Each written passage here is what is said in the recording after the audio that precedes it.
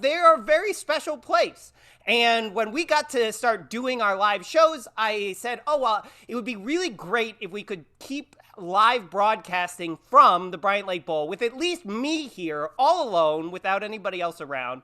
If we can do that in a safe way. Of course, we have a stay-at-home order here in Minnesota, so I had to get permission, and this is a totally true story. I wrote to the state government, and then I requested an exemption to be allowed to come and do these tapings from the Bryant Lake Bowl, and I got this real-life email back from the state of Minnesota that says, yes, you're allowed to be here by yourself, following all health and safety guidelines, because... You might say, well, that's sort of selfish, Tane. It is very important, and I'm doing it for a reason. Because, yeah, I could be at home right now, but Bryant Lake Bowl is our home. It's something that is really important to us, and they're not open right now. And we want you all to see that this place is still here and still needs your support. So at the top of the show, I'm just going to say thank you to the Bryant Lake Bowl. If you love this place as much as we do, go to their website, BryantLakeBowl.com. They have ways that you can donate and support and make sure that this place can reopen when everything is open again. So thank you to the Bryant Lake Bowl. Before we jump too far into our show, I have to do a couple other very quick thank yous. One is to our beer sponsor, also keeping us supported all through this weird time, Finnegan's Beer. And they actually gave me some Finnegan's beer, and we have this wonderful partnership with them. They are doing curbside pickup at their Finnegan's Brewery in downtown Minneapolis. So if you want to go and get a Finnegan's beer tomorrow between 3 and 6 o'clock, you can just drive up, and they will do a growler fill for you. And if you mention the Theater of Public Policy /T2P2, you get 10% off of that. So go and help them, support them, and make sure that they are also sticking around and providing us with good beer when we can all open up again. Oh, that's a lot of me introducing things at the top. I am so excited for tonight's show. I'm so excited for you all who are watching this evening. So, for those who have never seen the Theater of Public Policy before, what do? We invite a very smart person up onto our show, and I talk to them for a little bit. We open it up for you all to ask questions of our guest. In this case, that will all happen via the Facebook live feed and the Twitter thread. So if you have questions, you could even start throwing them at us now.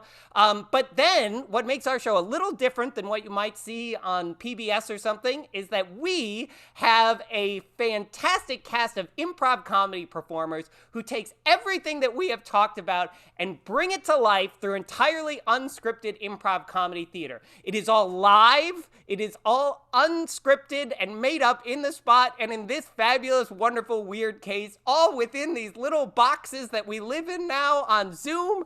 So I am going to throw us into gallery view so that you can meet the cast of the Theater of Public Policy. A big round of applause. So do you want to each introduce yourselves quickly? Ready, set, go. Heather Meyer. Good. Chris Rodriguez. Chuck Washington. Brandon Boat. Dennis Curley. Dennis Curley's down there on the piano. Yay, we did it.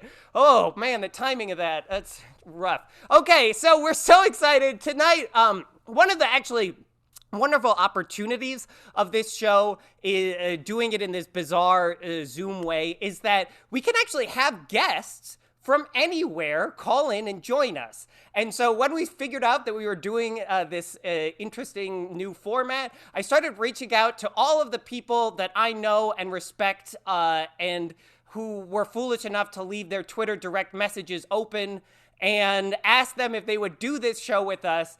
And one of them got back to me, and he is somebody that I am super excited to talk to because I got to see him speak several years ago when he was here in the Twin Cities for a big event that the Bush Foundation puts together. He is an alum of The Daily Show and The Onion. He has written the New York Times bestseller book, How to Be Black, and I couldn't be more excited joining us all the way from Los Angeles. Please, a big round of applause wherever you are for Baratunde Thurston, everybody. Yay! Yay!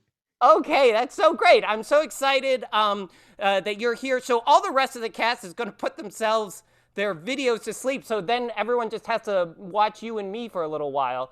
Good for them. Lucky Baratunde, for them. thank you so much for being there. I feel like this is sort of the question that we all like start everything with now these days. But like, how you doing? How's it going? Life's pretty good. I've got my kente cloth face covering. So Oh wow! Did you make keep it. that? No. I ordered it from a woman here in Los Angeles. I'm gonna get her name before this is done because I had Good. it all queued up, and then my browser crashed, and that's life these days. The browser crashed, and that's like a bathroom break. So, but I'm doing all right. I'm here in Highland Park in LA, and things are pretty calm. I'm being safer at home, which is how our mayor has branded the quarantine, which is a very like California thing to do, and so I appreciate the softer vibe there. Um, and yeah, I've actually helping out my neighbor today. She had to get some prescriptions filled. I went to the dry cleaner. Hadn't been out in a long time, but it was kind of interesting to check in with actual people in the community, not through a screen. And the woman who does her dry cleaning had to set up her Bank of America online account so she could apply for the payroll protection plan. And she's used to doing everything like at the bank or with someone on the phone. And so she needed some help getting the app on her Android and like creating the online ID. So this pandemic is like just forcing people to move in certain ways, and I hope she gets what she needs. But no major tragedies in my immediate vicinity to share. That is the bar these days, right? Yeah, Like, no immediate tragedy, no major tragedies in my immediate vicinity. That's Great. success. Yeah. That's fantastic.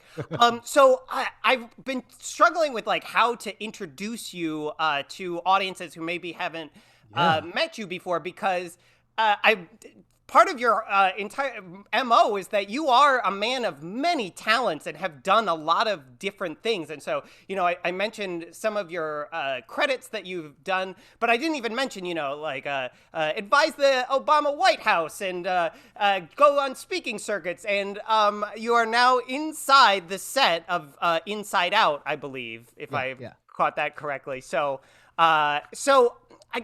let me just start with, how do you introduce yourself to strangers or at parties? Like It's really simple. I say, hi, my name is Baratunde. And that's how I introduce myself. In terms of job titles and all of that can be trickier. I mean, my website is like an ongoing chronicle of an attempt to put myself in an understandable box. So writer, activist, comedian, hosts, TV host. Essentially, I'm a communicator, and I try to communicate good things and inspire people to do things on topics that are generally pretty difficult. I like to talk about race, technology, democracy, and increasingly climate. And so if I can use some of my communication skills, occasional joke here or there to make the pill of knowledge go down more easily, then that's kind of what I aspire to do, and how I try to define the work that's worth doing. So your book, How to Be Black, is a memoir in part, as well as would you say satirical advice or real advice? But it's a comedic memoir. It's a satirical memoir. It's definitely like true. I lived the life that is portrayed in the book, but then I also go way over the edge in terms of how I structured the book. And I had this panel of experts on Blackness who were just like 6 Black people I knew, but I figured they had been Black their whole lives. So like, who better than them to talk about what it means to be Black? And one Canadian white man as a scientific control group, because I believe in science. And so that's what the Canadians are best for. To balance out the Americans, actually. And you're closer to them than I am, so you probably know better than me. Yeah. We can smell the maple here. It wafts we're out. all just one Zoom room away from each other now. So I like to think we're all equidistant from one another nowadays. So a big part of your memoir and also your TED Talks and things I've seen are about your upbringing and your childhood. And I want to ask a few questions about that, but there's one in particular that I wanted to get to. So your mother is a really big figure in your book and in your TED Talk and a variety of things. And you kind of throw out like all of these amazing things that she equipped you for becoming the person that you are today, that, you know, she helped you get to some amazing schools and in variety of programs. And then you have sort of a throwaway line in your TED Talk that she also taught you martial arts. Oh, yeah, that's how history gets rewritten. Oh, see, that's why I'm asking. So I'm gonna have to double check the TED Talk. I probably listed a bunch of things she encouraged really rapidly back to back. My mother did not teach me martial arts, though she did teach me the value of it, because when I got jumped one time and came home crying, she was like, "You gotta learn to fight." Like she wasn't like, "I'm gonna go find those kids." She's like, "You gotta learn to handle yourself." So yeah, I did Taekwondo as a young person. And my mom just overprogrammed me, I think, in part to protect me from idleness in a city in decline. It was Washington, D.C. in the 1980s, as crack cocaine was ravaging a ton of cities all across the U.S. So she knew that like a busy kid, a highly scheduled kid, was likely to be a safer kid. So I was in the Boy Scouts. I had an Afrocentric rites of passage program, sort of like Hebrew school for blackness is kind of the shortcut, the way I think about it. And yeah, and I did Taekwondo. I did Aikido before I did Taekwondo. So she kept me very active, and I think it helped probably reduce some of the stress in her life with an energetic young boy having a lot of outlets for that energy. And you talk about like you're part of this unique upbringing, I guess I would say, is that you had these extremes in some ways of like education that you had growing up, right? Like you had, as you mentioned, you went to a Hebrew school for blackness, but then you also went to Sidwell, right? The school that people, if they've heard of it, it's probably because they know that like Chelsea Clinton and the Obama daughters went there. And so it's a very prestigious, you know, school. And so you had, I imagine that those were very different and taught different things in some ways. Yeah, your imagination reflects reality. Congratulations. Doesn't always work out that way. And yeah, I'll just like to note that Chelsea Clinton and the Obama girls started attending Sidwell after I did. So clearly it was because of my presence, which encouraged their parents to recognize a quality, you know, educational institution. Yeah, there were tugs. You know, a lot of people live these dual lives. I think any immigrant could tell you a story, especially the child of immigrants, a story of living one foot in the land of their birth or their parents' birth, one foot here in the US. And I think I grew up with a sense of the narrative of inner city challenge and poverty and the things you read on paper as quote unquote disadvantaged.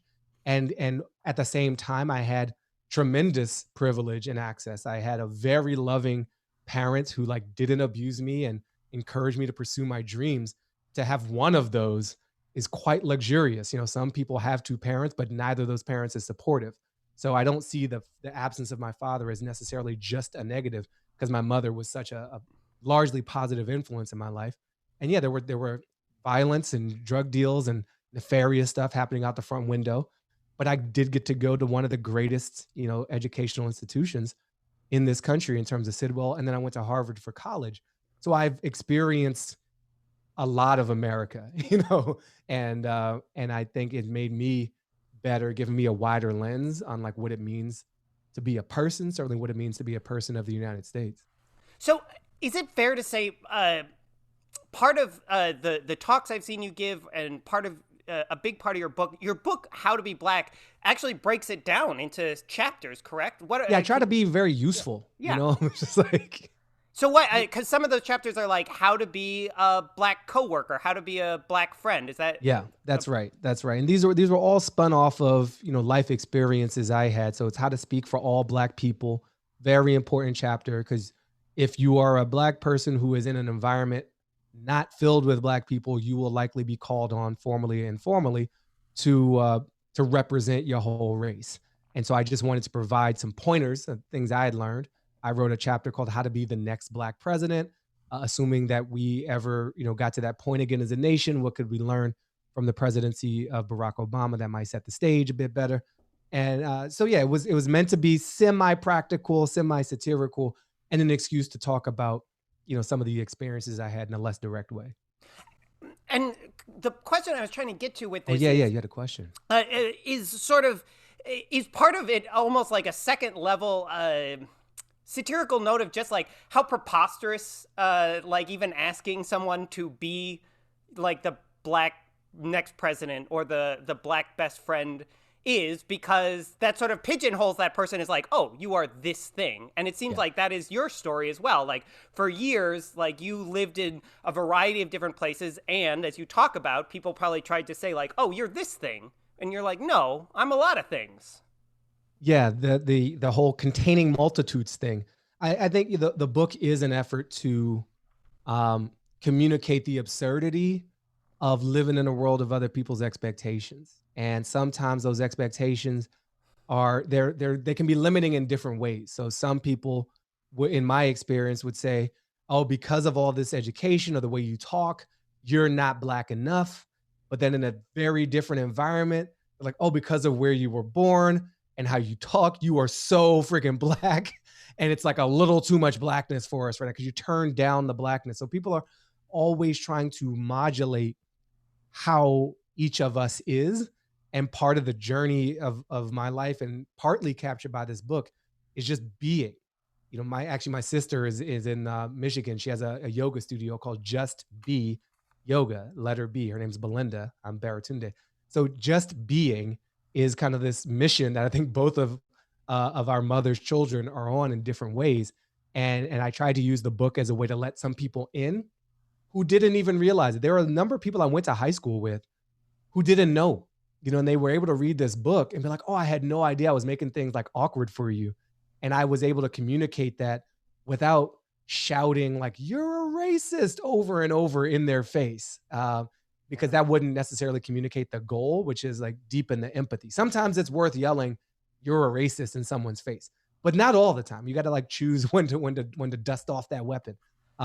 So the book is trying to communicate that absurdity, let people in, and paint these scenarios that reveal what people expect from you should just be who you are, and you don't have to like bear the weight of their expectations. And that's come up in a lot of other parts of my work as well. So you have a fantastic TED Talk that the whole cast and I watched before you came on, and thank you.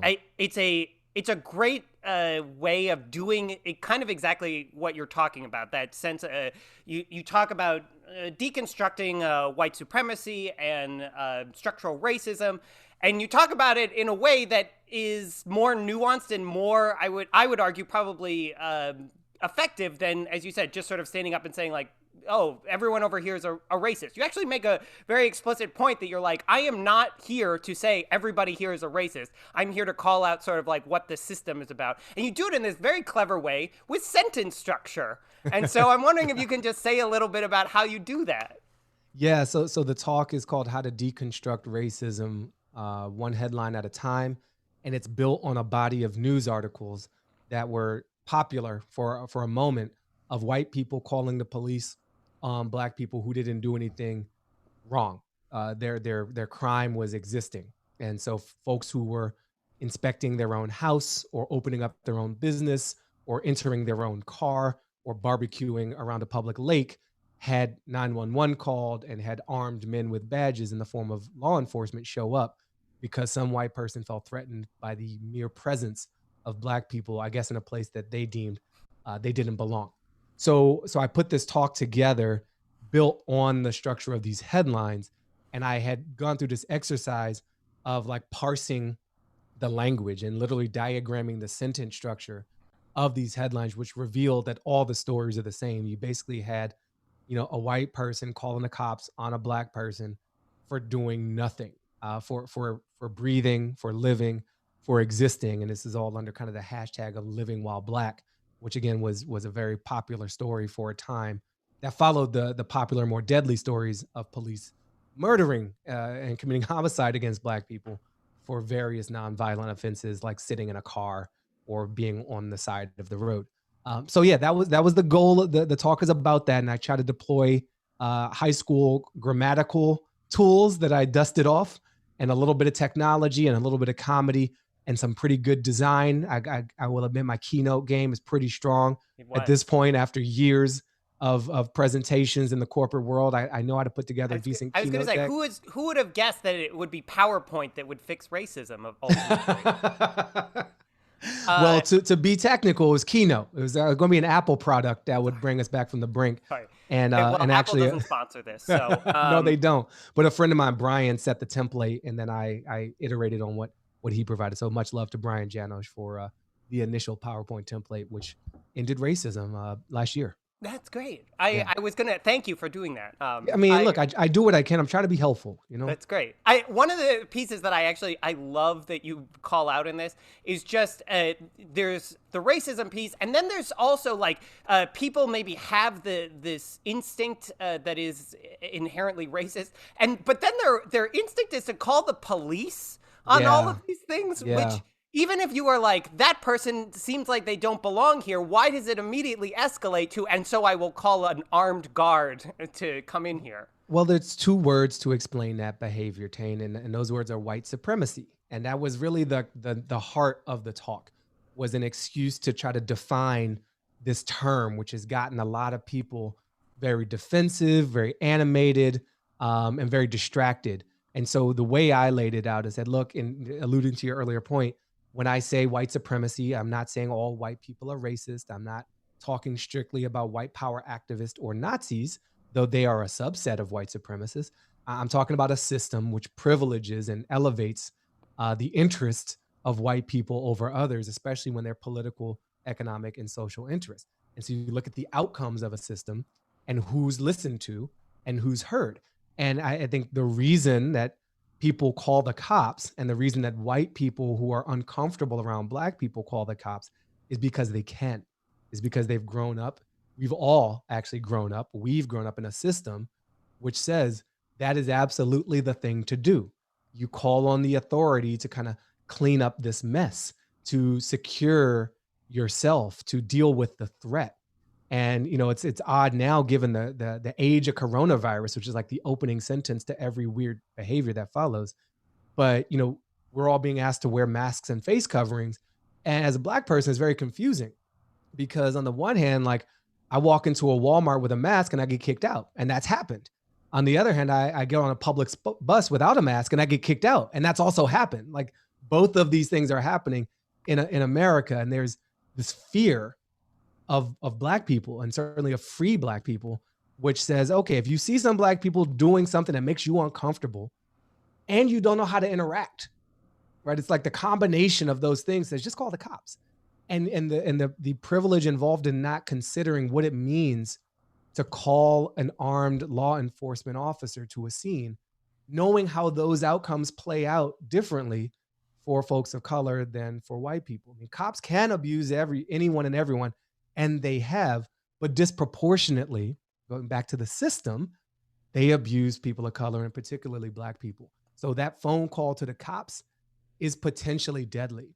And the ability to not consider that is the result of white supremacy.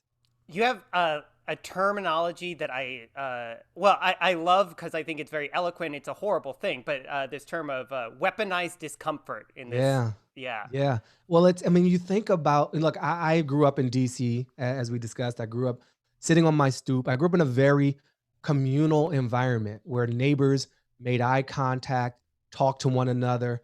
Now, that might have been because I grew up in an age before Candy Crush, but I also think there was a culture to it. There was certainly a black urban familial culture.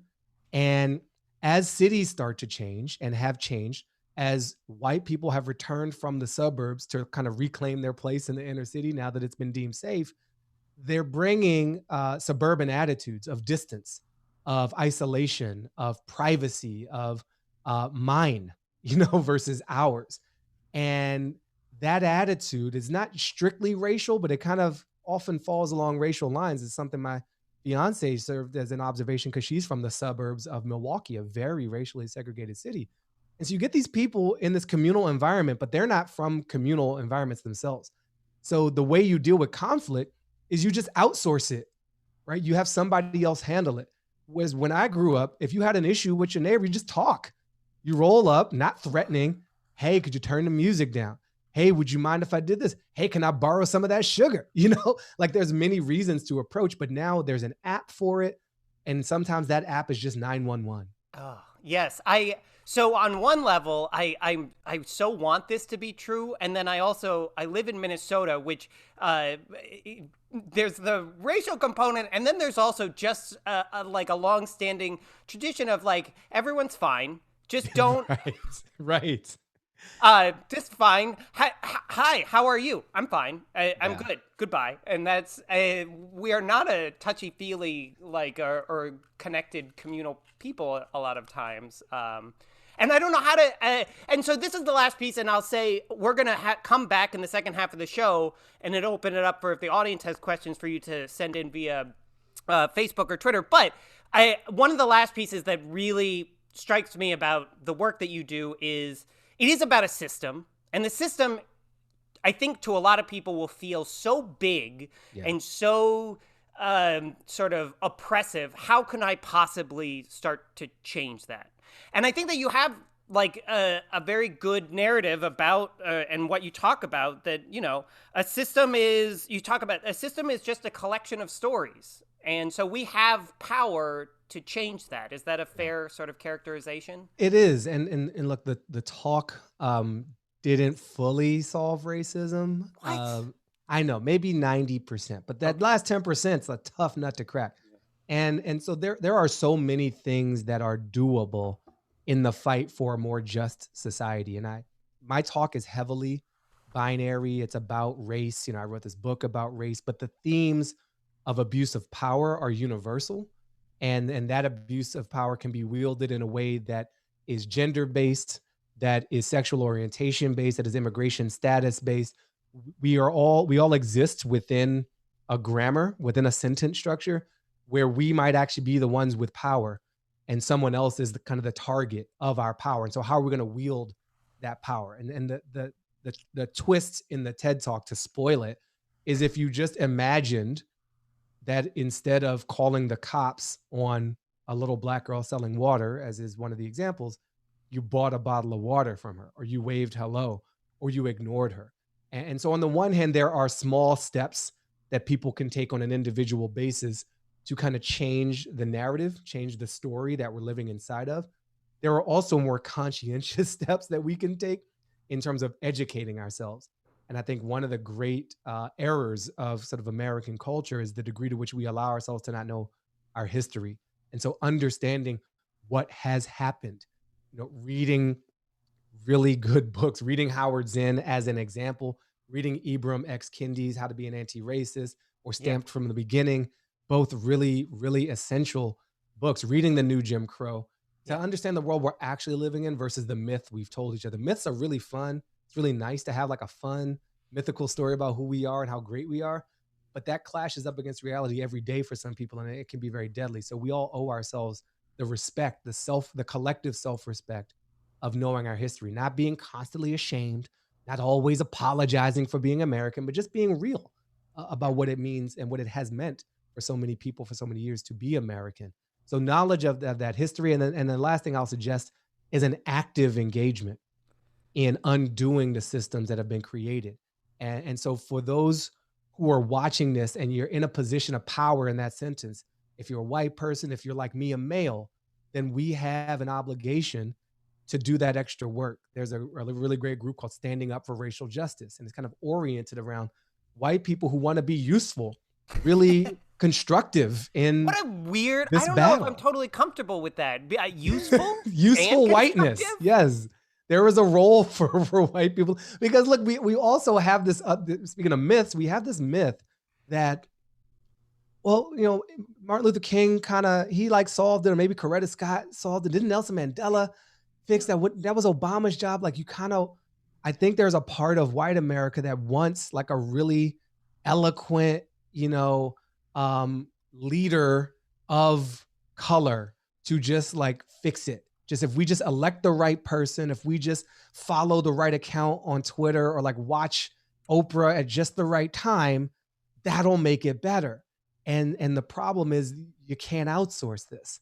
We all have to do the work. I, as a man, can't just like hope toxic masculinity or misogyny, to name it more accurately, disappears. I have to actively work in my relationships with other men and other women and people on the spectrum in between to decontaminate the world. How am I showing up? How am I using my maleness? Am I only listening to the men in the meeting and assuming the women have nothing to say?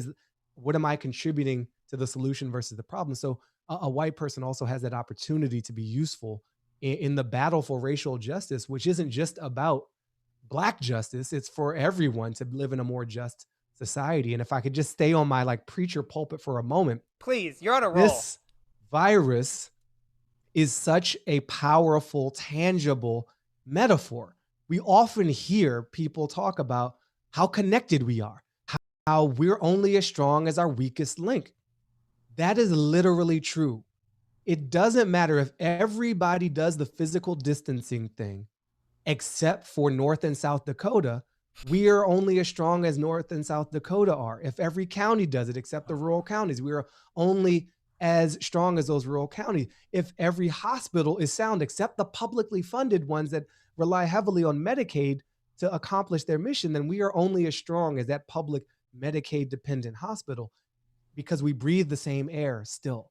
We get in the same cars. You think you're separate from all these other classes until you get in an Uber and you realize every class has been in that Uber. Every class has been in that public transit. Every class goes to that school or that restaurant or that bus stop. And so we are still connected. And this virus is pulling the veil away and revealing how interconnected we are, how unfairly connected we are at times, but how fundamentally we are all in this together. And so we all should be rowing in the same direction to get out of the mess and towards something a lot better. And I know we can. It remains to be seen if we will. I completely agree that this virus is the best thing that has happened. So maybe worth rephrasing, Tane. Maybe just that's like a dangerous sound bite to flow out there on the internet. Okay. Well, I don't know. What could be more dangerous than saying that and then turning the stage over to our cast of improv comedy performers? So right now, Baratunde and I are going to take a step away from the camera, and I'm going to turn it over to the cast of the Theater of Public Policy. Their job is to take everything that we've just talked about and bring it to life through entirely unscripted improv comedy theater. This is all made up on the spot based just on this conversation that we just had. So please, wherever you are, make a big round of applause for the Theater of Public Policy.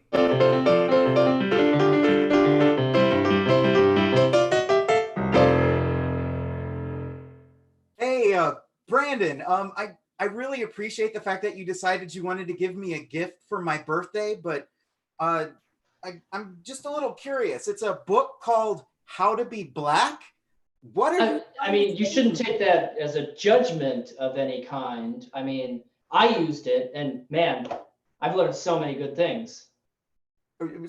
How did you put the book to use? Well, how many ways didn't I use it? I've used it. There's this tool I never knew about, how to kind of weaponize conflict. I mean, that's come in handy a lot. You know how to, because I'm really relieved to hear that, because I was afraid that you were trying to tell me what I was supposed to do to be a Black person.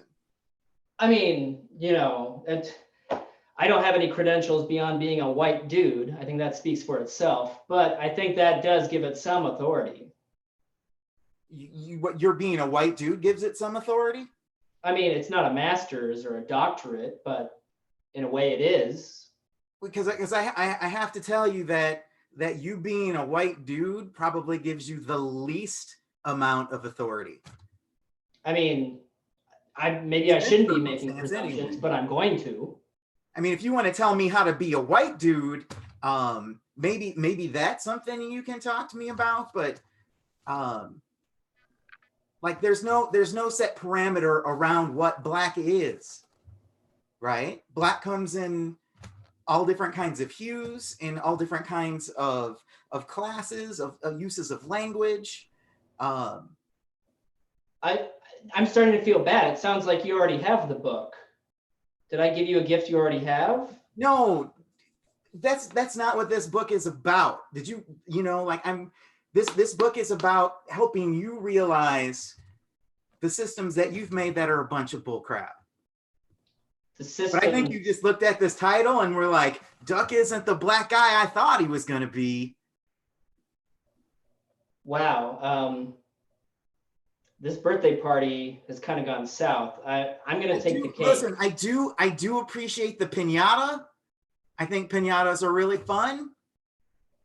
But, you know, also, like, I think there were stereotypes about what you put in the piñata, right? I mean, just it was a piñata full of chicken. And that just shows that your mind is in a wrong place. Hey, I just wanted to talk real quickly about that piñata.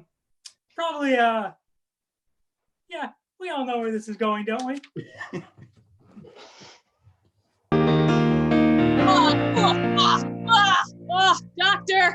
Doctor, I'm just feeling, I'm not feeling well. Whoa. What seems to be the problem, young one? Well, I just need a prescription and it'll just fix everything. So just prescribe me something to fix it. Great. You just have to literally tell me anything about what's happening and I can actually probably take some semblance of the steps towards helping you. Thank you, doctor. Thank you, doctor. See, the thing is, though, it's uncomfortable for me to mention what's making me uncomfortable. So just fix it. Just give me some pills or a hanky or some sort of something to fix it. Great. Okay, so just so I understand, you feel slightly weird about talking to me, a doctor, about what's wrong with you, and you would like me to throw a random pill at whatever problem you have because. Oh, doctor, you get it. It's uncomfortable for me to talk about what's making me uncomfortable. So I just want you to do exactly what you did. Just somebody else fix it. Just fix it. I don't want to deal with my own stuff. Ooh, cool. Do have to point out, I am now feeling uncomfortable about this situation. Oh no, it's contagious. I'm so sorry. I didn't mean to infect you. Ugh. We need another doctor to get in here and fix all of this. I actually know quite the chap. Brandon. Dr. Brandon. Dr. Brandon. Glad to be here. What seems to be the problem? I'm uncomfortable talking about what makes me uncomfortable. I've also become uncomfortable. It seems to be contagious, doctor. Isn't this your specialty? Yeah. This is solvable. It's easy to fix.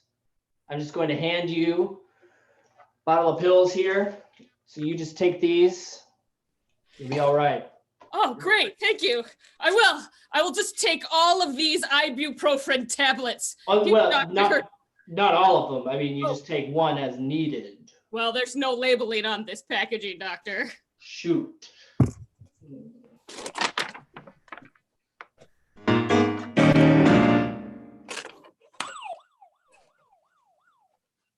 Yes, could you please roll down your window, ma'am? Yeah, just roll it down. I'm so sorry. I'm just pushing so many buttons over here. What is it that you needed?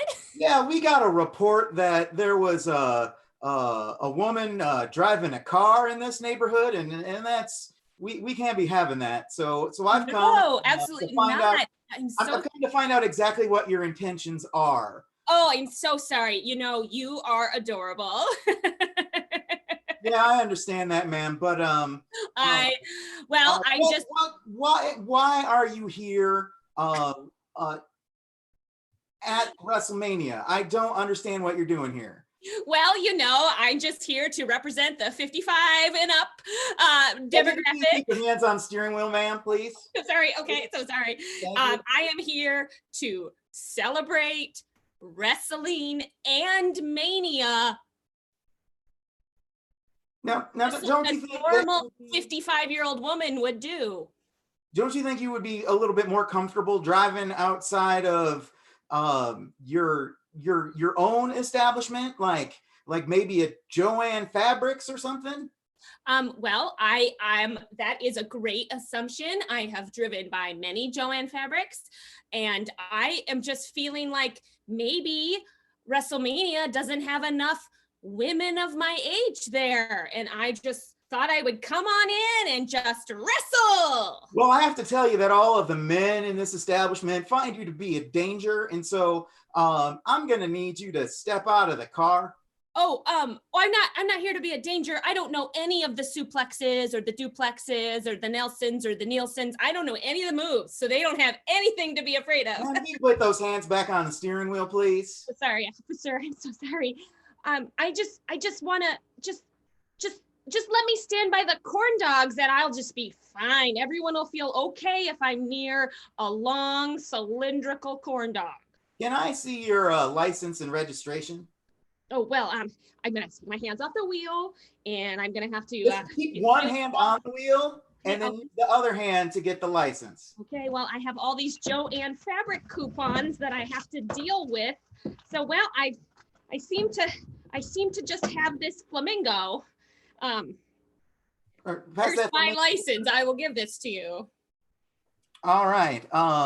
Yeah, this seems like a pretty standard flamingo. I'm just going to give you a warning today, but I need you to go to a place where there are more people of the female persuasion. Otherwise, Officer, no, listen to me. You can't send me back to Joanne Fabrics. I know I may look like I belong there, but you know what? Joanne has all the power. And Joanne is using her power against all of us. Hey, you don't have to talk to me this way. You think I don't understand?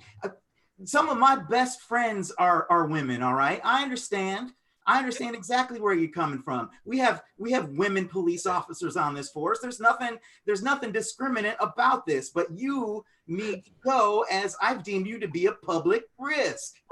Oh, I just want to watch them do the body slams in person. Ma'am, I'm sorry. I don't like seeing you cry. Okay, good. Officer, yes. please come with me to Joanne Fabric instead. If I show up with you, a big strong man, they'll never let me back in that store.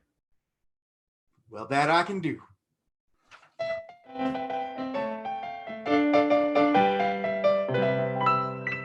Son, I've taught you how to fight, and you've done it really well. But I realized, what kind of father would I be if I didn't teach you how to love? Hey, oh, thanks, Pop. I really appreciate that. But I kind of told you a couple of times, love just really isn't for me. I like kind of being by myself. Son, that's just because you're 13. You think you're too young, but everyone needs to love. And I'm going to teach you. It's easy. We'll get to the music in a second. First, we're going to show how to strike a mood. You got to light a candle. Get things started. Get it nice and down low.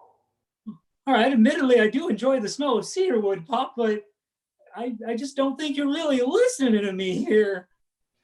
I'm listening. I hear you loud and clear. That's part of love.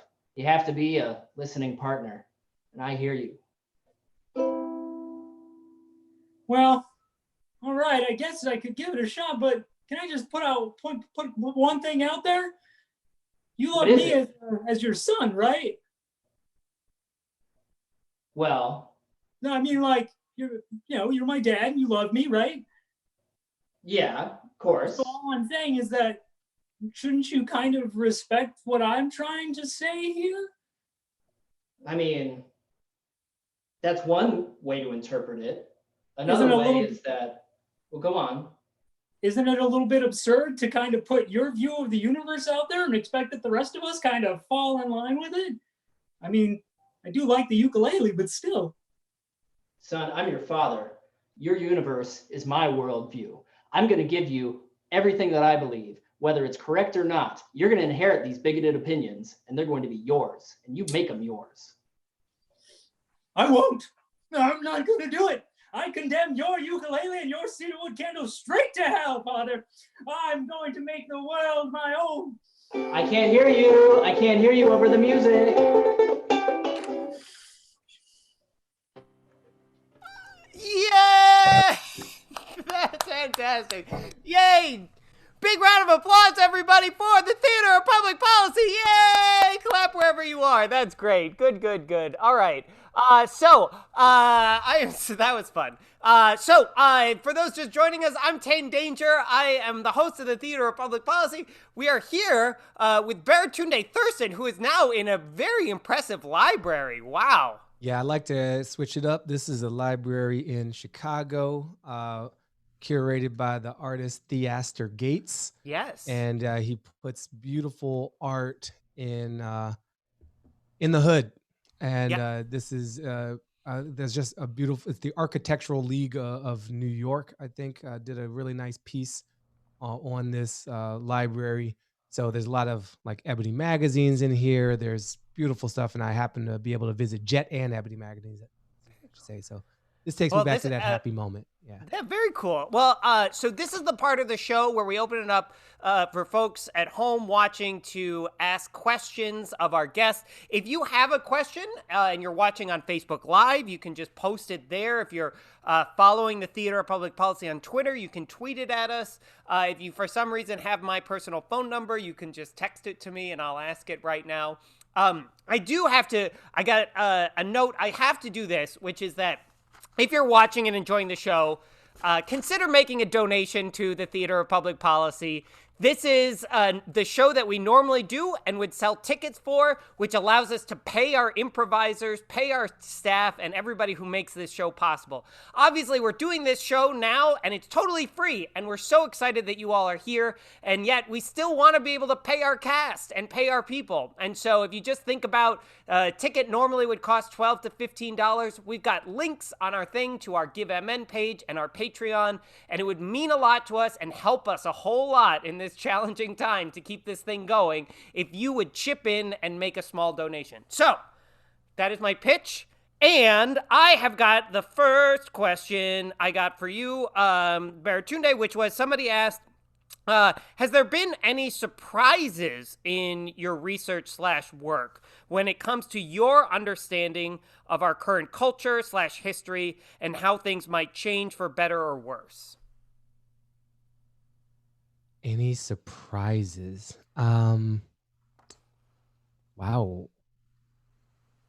I need you to ask me again. I just want to make sure I'm focused on what am I looking to be surprised about? I mean, I'm reading part of this question as you have a very impressive background. You've thought about this for a very long time, but then you talked about you went into the process of writing this book and really digging into it in that way. So was there anything in the process of writing the book or doing the work that you're doing now that, I don't know, changed how you think about things from the time you started that to now? Anything that sort of turned out different than you thought it would?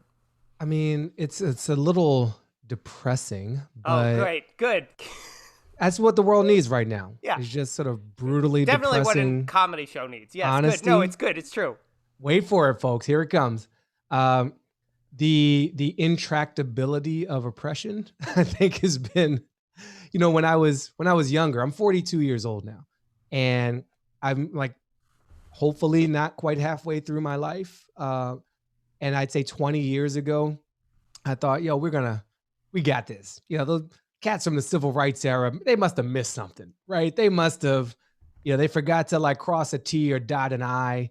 But we got it now. We got the internet. We got these hashtags. We're gonna put this to rest. And there's a resilience to systems of oppression, and then an adaptability of them. Where you're just like, oh, look at how it shows up now. Oh, that's fascinating. And if I were a totally dispassionate like alien looking in on our earthly universe, I'd be impressed with that level of adaptability and resilience. But because I'm earthbound and in the society, I'm more depressed by it than impressed, and sort of respectful, I think, of the size of the challenge. So the surprise has been the size of the thing and just how embedded into so many different layers of our culture these systems of like power abuse really are. That's actually that was surprising to me. I'm like, oh, it's everywhere. It's everywhere. This is a thing that it comes up a lot, and one piece that I'm curious about your take on this, and I ask this honestly without really having a notion of which way to go. You talk a lot again in your book about your mother, who is very much involved.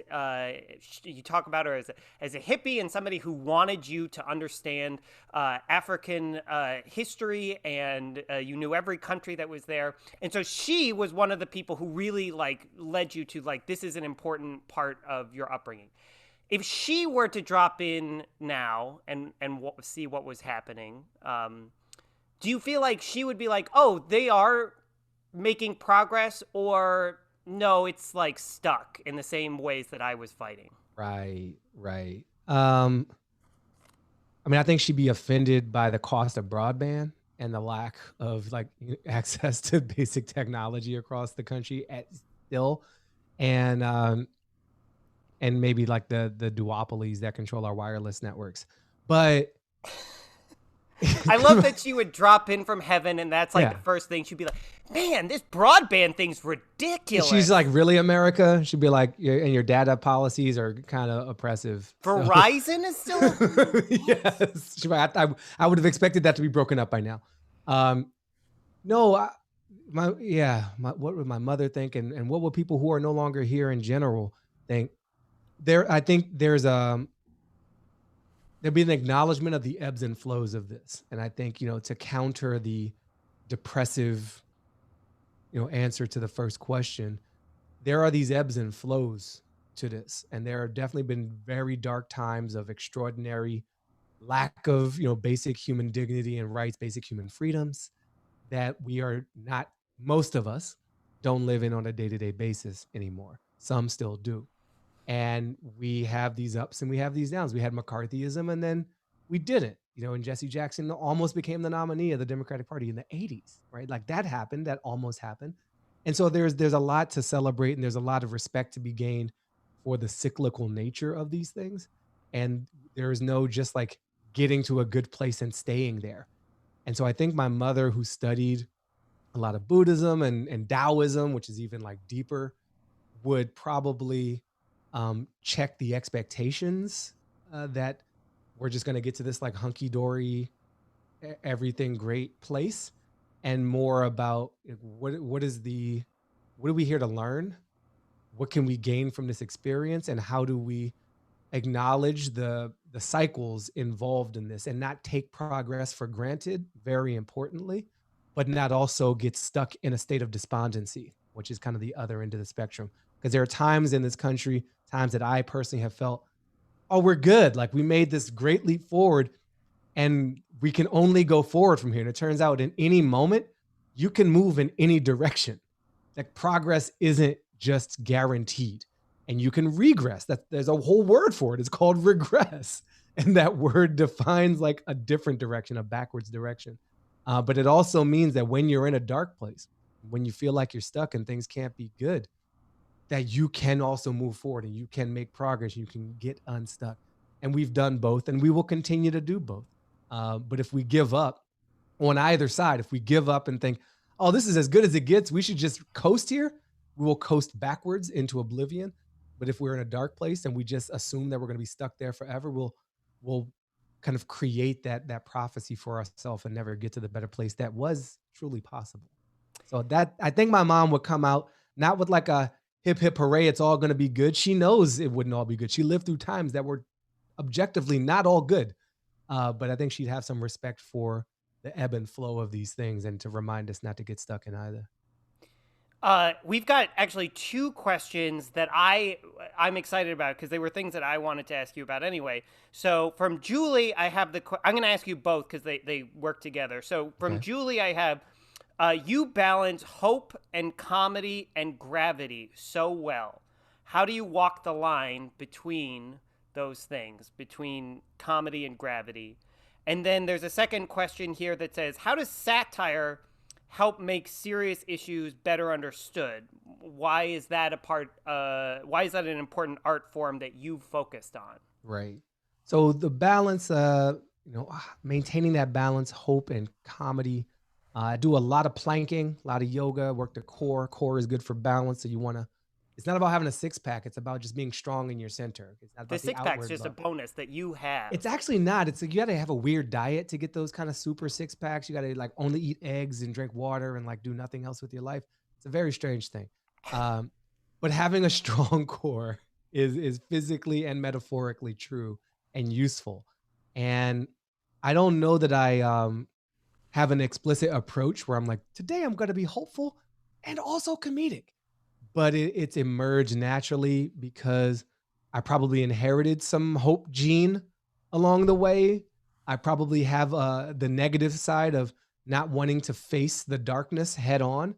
And so I like focus on the light that's available, and always, in a tough spot, will try to accentuate, the way out and the good parts of the situation. That's not always a fun trait for people around me, but I think it's a useful survival instinct when things truly are dark to be able to find that light. And I think, yeah, I outside of being comedic, I think it's probably clear at this point I'm not always comedic. I'm actually a pretty serious person.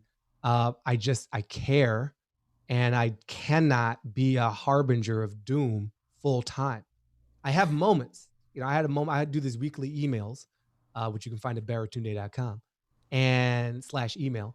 And I was just livid last week because a lot of things came to a head in terms of what's happening with the coronavirus /COVID-19 and who's bearing the brunt of it, who's dying disproportionately, who's being forced to work, who's suddenly deemed essential. Like all of a sudden we care about grocery store clerks and public transit workers, but not quite enough to pay them a living wage and provide them with health insurance not dependent on their employment status. So it really infuriated me because I'd also been in touch with people around the world as this was happening to know enough that what's happening in the US was avoidable. And so when you see an avoidable negative, that's malignant neglect in my view, not benign. It wasn't well-intentioned. It was someone decided we're not going to act. And this is where we are. So I got really pissed off. And so hope wasn't at the top of my radar. And I did not send a hopeful comedic message. I sent a fire and brimstone kind of message with a few comedic bits from other people, but I had no comedy in me at the time. So long story. I don't always find that hope, but the balance is probably a function of my own psychological need to find light in the dark and a true belief that we need to be able to envision what we want, not just what we're afraid of. And what we don't want. And if we don't have an idea of where we want to be, then what are we even fighting for? And so I try to stay focused on the possibility, the good possibility that lay out there, because that's more motivating than just the fear of what's right in front of me. Go ahead. Yeah. I was just going to ask maybe another way to get at this question. Yeah. When you do use comedy, and you do use humor, what is it that allows you to get at, or to get an audience or somebody that you're talking to grapple with or think about that, just doing brimstone and hellfire wouldn't let you get to them with? So thank you, Tane. That's good. Way to rephrase, way to get me back on track, way to focus me. I'd say the comedy works in at least two ways, or for like two different parties, right? For me, and then for the listener, observer, viewer, reader, etc. So I'm used to thinking about this for the person who's not me. And so I'll start there, but I think it gets more interesting when I think about what it does internally. Externally, people, comedy is a lubricator, right? It's like an emotional lubricant. And when you're laughing, you're open. When a laugh is a connection. It's a signal of recognition of a truth, not capital T, the truth, but like something that's true enough that another human who didn't necessarily experience the exact same thing can identify it as yes. Someone is saying yes to you when they laugh. They're seeing the world briefly the exact way you do.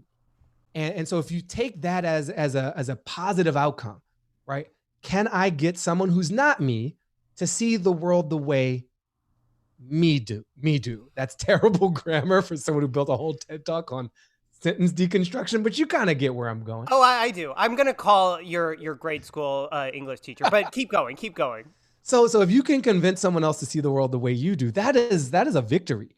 And so what are the ways you could get that done? Well, you could publish a research paper, right? You could have a well-researched white paper with data and charts and just have science and facts on your side. You could be very angry and just yell and be like, you're wrong, I'm right, here's why, blah, blah, blah, blah, blah, and you're so freaking stupid. You can like sort of talk down from your position of truth to what you see as a position of ignorance, and try to somehow convince someone to climb that ladder toward the truth that you're inhabiting, even as you're reminding them that they're below you. And so I think, when you think about like psychology, and I've never fully studied it, but I've been around people for a while, folks are going to respect an invitation more than a shunning, and more than a shouting. And some types of people respond very well to facts and research and data, but more people respond to story and emotion and connection. And so I think, to get it back to comedy, like comedy is a very powerful tool of story and connection. And that laugh, again, is a signal that the connection is live, that it's working. When people are laughing, they are literally with you. And sometimes we laugh despite some part of ourselves, right? We're like, I really shouldn't be laughing at this, because there's some truth in that thing that we're laughing at. Even if it's offensive, even if we're like ashamed or embarrassed, there's a kernel of truth. And so there's power there. And when you can connect with another human, that's power.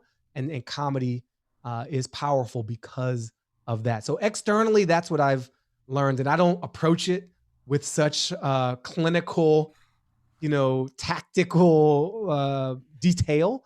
I'm thinking about this on the other side of having done it. And so I'm like, oh, I wonder what happened there. Internally, what comedy does for me is it's a challenge. On the one hand, to think and communicate differently, because I can be very academic and cerebral and data-y, but to put it in a story or a joke is like a creative opportunity. It's like, oh, could I try speaking this in a different language? It's flexing a new muscle. And then on the other hand, for me, selfishly, internally, it's relief. And so as I've been thinking about the situation we're in, I did a whole riff on my Instagram live show last week about like, where are the libertarians right now?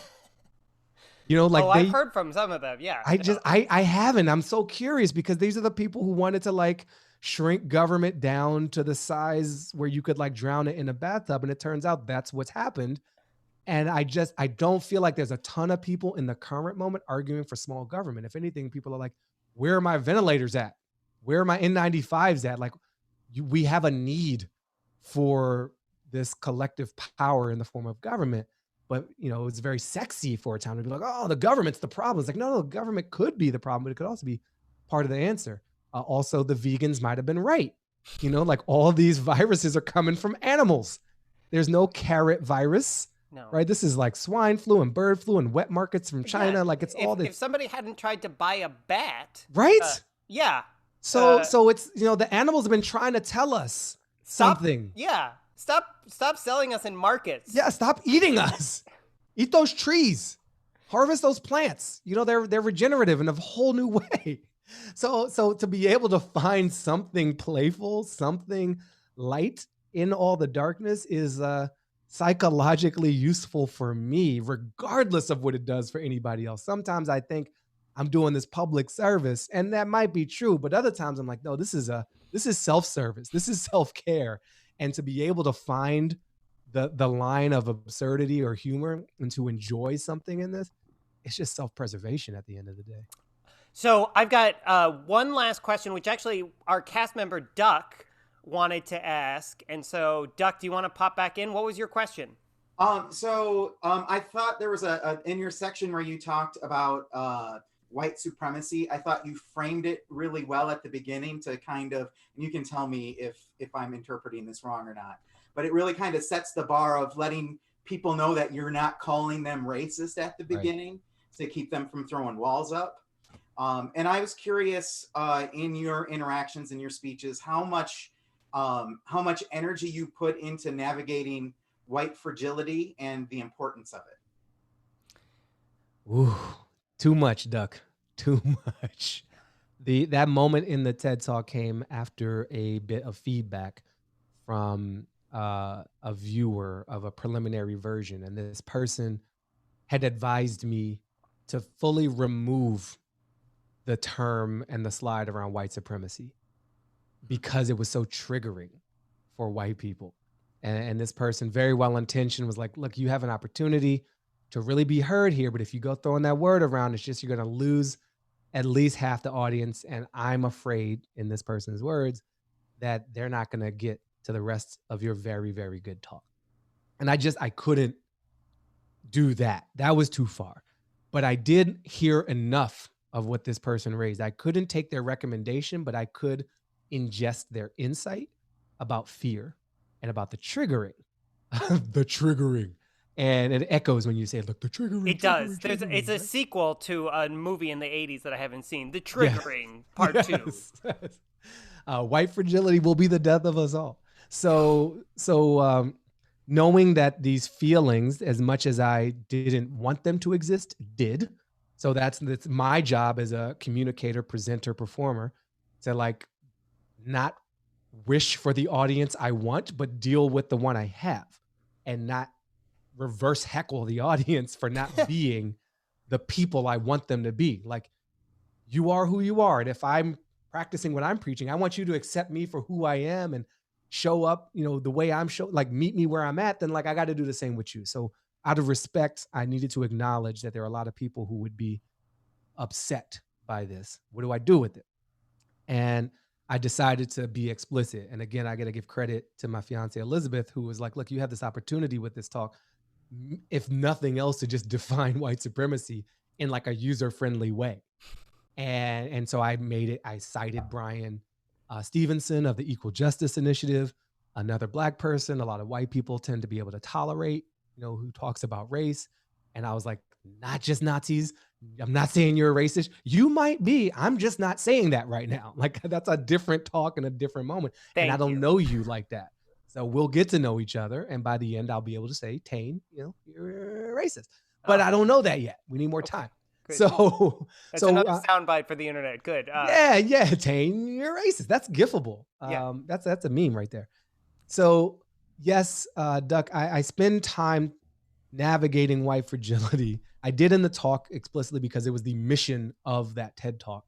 I do it on a regular basis because it is the mission of survival to kind of navigate that. And partly I think, am I just like naturally acceptable to a certain type of white person, where like I've been gifted / cursed with this ability to talk about race without freaking out every white person instantly. Some get freaked out 20 minutes in, some an hour in, some, a couple of days in. But maybe that's an opportunity. Maybe that's a piece of power. Maybe that's a damn curse. And then there's the other side, which is like, I've also just been trained. Like, it's a habit and a muscle that I've built up because I've been a part of so many institutions where I'm not the majority. And to go back to high school and college and a lot of the workplaces I've been in, they were not designed for me. And so I had to learn to adapt and survive in them and still like exude meanness. Like how do you be yourself in a place not designed for you to be yourself? So you come up with all these compensating tactics. And one of them is you get this little radar and like, how do I not freak out all the white people? And some of that, like, to acknowledge that is really, it's not just a good thing. It's not like, I'm so good at this, yay me. It's like, it's so sad that I have to be good at this. What part of me have I lost, by having to calculate in this way, in these micro moments? Thanks for the deep thought question that will now open hours of more self-reflection. So I always, Duck, are you gonna? I was just gonna say thank you. Yeah. Great. Yes. So normally I would ask as like a final question, like, give us something to do. Like, what is it that we should do in order to, like, if we're very inspired by what you were just saying, to go out and try and bring to life what you're talking about. I'm very all of a sudden cognizant of the fact that that's horribly unfair. I'm all of a sudden doing exactly what your book's about, where I'm like, please speak on behalf of all Black people and tell us, white people, how to not be racist anymore, if you can, in a quick soundbite. So I will say that would have been my last question, but I actually had a better, I think, probably question from somebody in the audience that just asked, we're all in quarantine right now. What are you reading or should we be reading? And so you can take any version of those two questions you like. I am so grateful for this question. I'm so grateful. I'm going to switch it back to the Wakandan afterlife background. That's it's a good sign. How happy I am, because it's this crescendo. It's like a spiritual moment we're about to get to.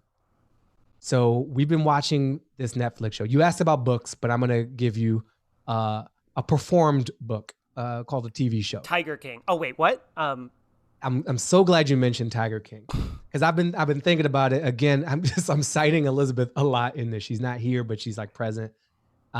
We haven't watched Tiger King, and I was all about like, hey, I want to be where the culture is. I should know what my fellow Americans, be they idiots or not, are ingesting. And she named it last night. She's like, I know why I don't want to watch that show, because we've been watching a great show. A great show. It's called Gentefied. Genteffied. So it's like gente in Spanish, people, but also like gentrification, gentrified. So it's kind of a merger of those two words. It is also on Netflix. And it is deserving of multiples of the praise of the Tiger King. And I say that knowing I haven't seen the Tiger King, but knowing what that show is about and why people are into it is garbage. Gentefied, I'm going to recommend, because I think it's like all the birds get murdered with one stone. And that's a terribly violent metaphor now that I've said it, when we're trying to like be pro, positive and whatnot. Yeah, we just talked about don't kill animals, but yeah. But this covers a lot of bases in one swing. I don't know sports. But we don't have sports anymore. So yay, I win.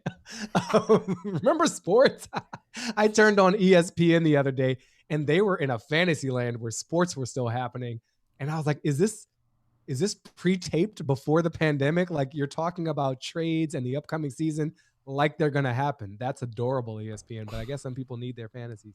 So Gentefied is so worth watching because it is a really beautiful, comedic, smart, grounded, authentic story of neighborhood change. In this case, the Boyle Heights neighborhood of Los Angeles. It's anchored in a Mexican-American experience, which is not my experience. So I'm learning. This is not just me. It's like, watch the black show. Like, no, watch the brown show. And it does a lot of what we've been talking about. It names the thing that's happening. It doesn't just attack the audience for not knowing things. It's an invitation. It uses humor in a really savvy way. And I think it tells a different story. And because stories are so powerful in shaping our reality, yet so many of us are disconnected from the stories of our neighbors and our fellow Americans or fellow humans in terms of the experience they have. This is a very cheap way to try to walk for a few hours in someone else's shoes. And it's entertaining as hell. So check out Gentefied on Netflix. Watch it many times and then tell people about it. Because there's also this thing that happens where, because it's a show about Mexican Americans, a lot of people will think, well, that's not for me because I'm not Mexican American. But it's a show about people, and it's a show about relationships, and it's a show about business, and it's a show about community, and the jokes land. Like, I get a lot of them. There's some I don't get. It's a bilingual show, but they have subtitles. So you might have to do a little bit of work, but the payoff is amazing. And so this is like a low-hanging fruit thing. Watch the show. I'm deadly serious. Like, watch it. You will be pleasantly surprised, and then tell people about it, especially people who you are certain would never come across this show. That's a very small step, but I think a very meaningful one. I love that. That is such a great note to end on, and it is very achievable for all of us in this time, which I appreciate. Because if you don't have Netflix, you can borrow somebody's password who does. Like, we all have access to Netflix. I'm pretty sure we all just have like Gary's Netflix account, right? Like he just gave it out. Okay. So wherever you are, can you do a big round of applause for our amazing guest, Baratunde Thurston? This is absolutely fantastic to get to talk to him. I hope that you don't go anywhere. Wait just a little bit longer to go and turn on Netflix, because we're going to turn it over one more time to the cats of the Theater of Public Policy, whose job is to one more time take all of these things that we've talked about, turn it into unscripted improv comedy theater. Again, all made up, all on the spot, all based just on what we were talking about. So please, a round of applause for the Theater of Public Policy. Yay!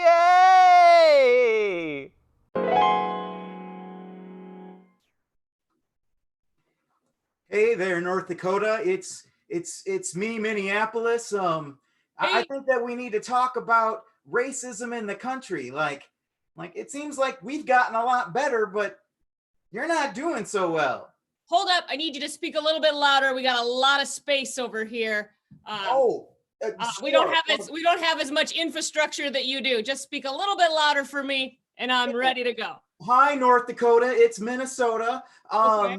It seems that you're not keeping up with the rest of us, and it's making the whole country look bad as far as racism goes. Okay. All right. That came through. All right. Okay. Well, we are sorry. We just sorry doesn't keep me from getting pulled over. So okay.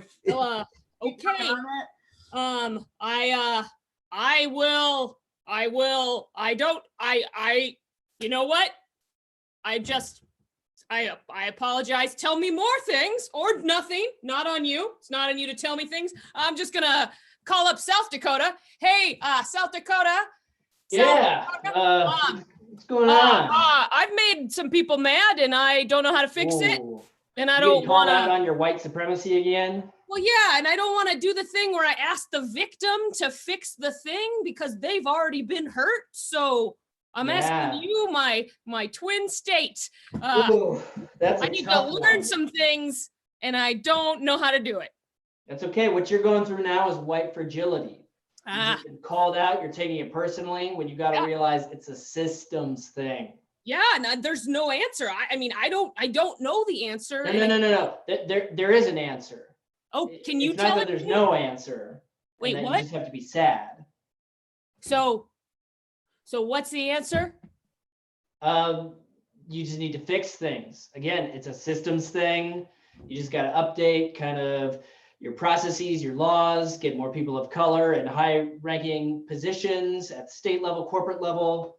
I mean, we haven't done that. I'm not going to lie to you and say we have. But you know that's a way to do it. So if we do that, we're at least better than South Dakota. Wait. All right. I got it. We're going to do all those things. We're going to fix our systems so we're at least better than South Dakota. That's not what I was trying. I mean, you're trying to be better than Minnesota. That is what I heard. I think we need all of the links in this chain of the country to be better. So we want South Dakota to be better too.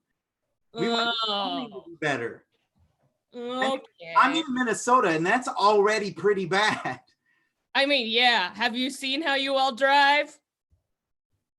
What do you mean? What do you mean, you all? I mean, all you people in Minnesota. You drive. Oh, okay. You drive like you're going to your lake cabins. Fine. Yeah.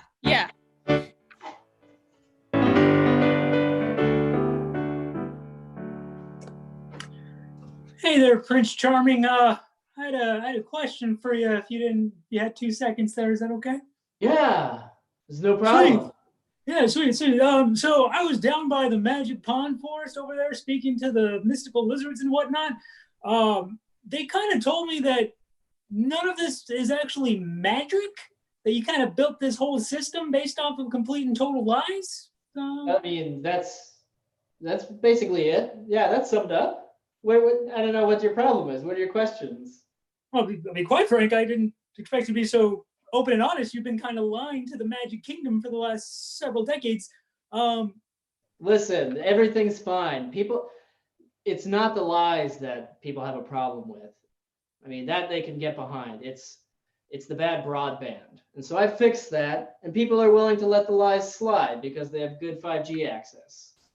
I do have to admit, we're all very excited about the sheer amount of speed that we have in the social media. But also, all those princesses and stuff that you saved with magic or whatever, that's not true? No, those princesses are actresses that I've hired. They're not, it's not true. It's just a lie on top of a lie on top of a lie. Like a wedding cake. All those fake weddings that you went to. Like a wedding of lies. Yeah. I really do appreciate your honesty, A. B, I'm not sure why you had to lie to us for this entire time. You could have just given us faster Wi-Fi and called it a day. Well, I mean, I read this book called How to Be Prince Charming. And I mean, it has so many good tips. And part of that is you just got to lie to people. I can't say that I totally agree with this, but also I'm not a prince. But so you don't get it. I mean, I could give you this book, but then you might be a prince and other people are going to be princes. You mind if I actually take a quick look-see at that? Actually, do you mind if I'm just gonna reach on in there and yeah. Thanks. Oh yeah, this is a book of stamps. You're just making stuff up as you go, aren't you, there, Prince Boy? Am I? Well, yeah, they're nice stamps, but I gotta tell you, I'm not sure that I trust you no more. Can't say that I trust you no more. Well, I still get to be prince, don't I?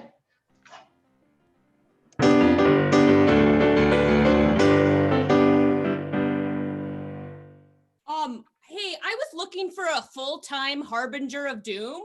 Yeah. Do you have a particular size in mind? We have all kinds of harbingers of doom here. Oh, wonderful. I'm looking for one that just doesn't get tired and doesn't wear out. The last one I had, it just like was doom all the time, and then suddenly it just stopped being full of doom. I think it just ran out of batteries. It got tired. It's hard work. Let me tell you, I have the perfect harbinger of doom for you, all right? Like, it turns out that people really don't like these viruses that are going around. And we have a new harbinger that is a carrot-based virus. All right, our new harbinger is orange. He's about a foot tall with a bushy green crown, and he will make everybody, he'll put everybody in peril. Well, great. I mean, it sounds a little bit comedic the way you described this harbinger of doom. I'm hoping he seems a little more terrifying than looking like a carrot. Well, hello there. Do you guys summon a? Sorry. Do you summon a carrot harbinger of doom over here? She did. She thinks that you're comedic. She doesn't realize how her tune will change once her grandma dies. Oh, that's really unfortunate. She's gone now. I will take that harbinger of doom. I forgot how frightening vegetables are. I've just been eating frozen pizzas. Thank you. No problem. Don't forget to eat your vegetables as well. Ah!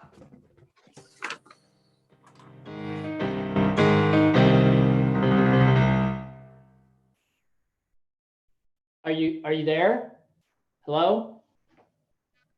Is anyone there? Hello? Yes, I'm here. Oh. Hi. I'm not sure how to phrase this, but I'm here to listen. Mm-hmm. Go. All right. I just want you to know that you hurt me, Brandon. You hurt my ego. And I want you to know that if you don't think that Empire Strikes Back is the greatest Star Wars movie of all time, I don't know how we can move forward. If you don't like that movie, that means that you are the scum on the bottom of my feet. I mean, I've tried to talk to you nicely about it, but now it just seems I have to reverse roast you, right? You worthless piece of worm-ridden filth. You scruffy looking nerf herder. And wow, those things really hurt. I was coming to you hat in hand, wanting to apologize for this, and you're giving me all these insults. But the Phantom Menace? I mean, did you go to a school for people who just don't understand what a movie is? No, I went to regular school, but when I hit play on this movie, I wanted to see something good, and instead I saw something bad. Wait, when you pushed play on The Empire Strikes Back, you thought you saw something bad? Like the greatest tale of good versus evil, father against son? I mean, I had a lot of questions. Black, suited villain versus white dude who gets his hand chopped off? I mean, part of it, but you know, who's this green guy? Why are there planes in the shape of letters? You know, it doesn't make any sense. Without Yoda, we don't get Baby Yoda, and everyone in the world knows that Baby Yoda is the best thing in the universe. And then there's this guy named Baba T. Is that right? Oh, Baba T captured Han. Boba Fett, you walking ignoramus, you personification of dumb. And then that C-3PO, I could just use more of him, you know, giving his lessons and pointing out etiquette. That's the part I really liked. Well, you know, I will actually concede that I think C-3PO is a better character than some people give him credit for. But you need to get on board with The Empire Strikes Back, or we're going to send you back to the idiot box. I mean, the whole time I was watching this, I just thought, where's Jar Jar? You know, he was so funny in those first movies. Why isn't he here? And the other characters, I mean, nobody even mentions him at all. Like, that's it. You are dying. No.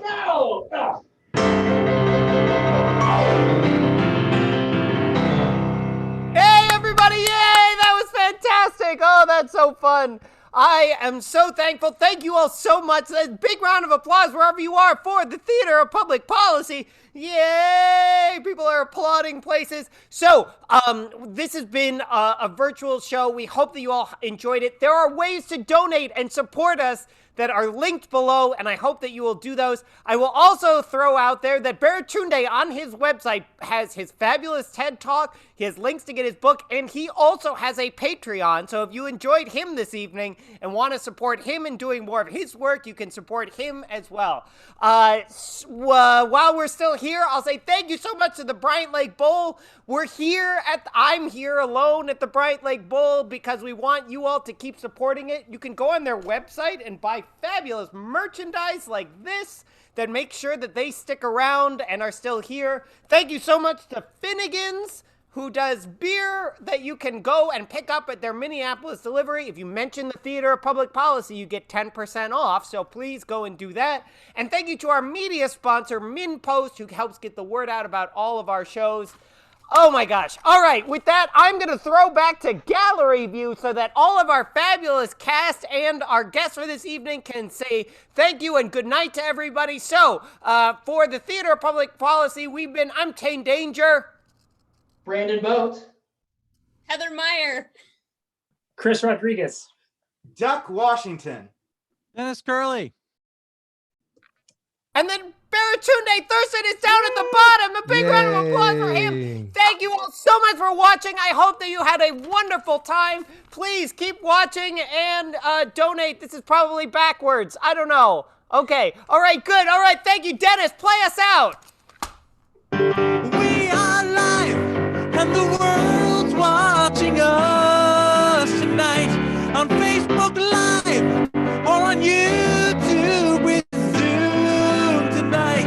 It seems like forever and 2 days since we were together in one place, but we muddle through. We are live. We're going live. P2P2 is live. We are live. See you next week, everybody.